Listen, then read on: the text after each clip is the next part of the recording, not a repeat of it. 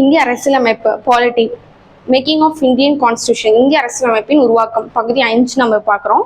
Committees of the assembly, அதாவது சட்டக்குழுக்கள் யார் யாருன்னு பார்க்கலாம். Major committees and minor committees 2 committees இருக்கு. மேஜர் கமிட்டிஸ்னா பிரதான குழுக்கள், மைனர் கமிட்டிஸ்னா சிறிய குழுக்கள். பிரதான குழுக்கள் மொத்தம் எத்தனை பேர் இருப்பாங்க அப்படின்னா 8 பேர். மைனர் கமிட்டிஸ்ல 13 பேர் இருக்காங்க.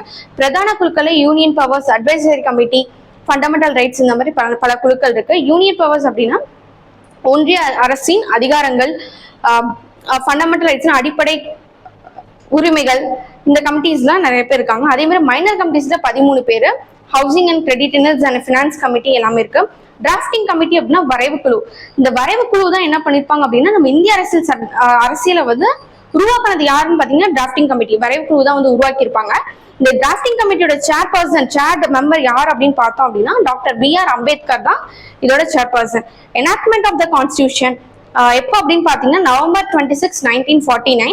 இதுல மொத்தம் என்ன இருக்கும் அப்படின்னு பார்த்தோம்னா நம்ம அரசியலமைப்பு சட்டத்துல என்னென்ன இருக்குன்னு பாத்தீங்கன்னா 395 சரத்துகளும் 8 அட்டவணைகளும் இருக்கும். அதாவது 395 ஆர்டிகல்ஸ் அண்ட் 8 ஷெட்யூல்ஸ் இருக்கு. என்போர்ஸ்மெண்ட் எப்போ வந்து நடைமுறைப்படுத்தினாங்க அப்படின்னு பாத்தீங்கன்னா ஜனவரி 26, 1950 தான் வந்து நம்ம இந்திய அரசியலமைப்பு வந்து நடைமுறைப்படுத்திருப்பாங்க. அதுல என்னென்ன ஆர்டிகல்ஸ்னா 5 to 9, 60, 324, 366, 367, 379, 391, 392. இப்போனா November 26, 1949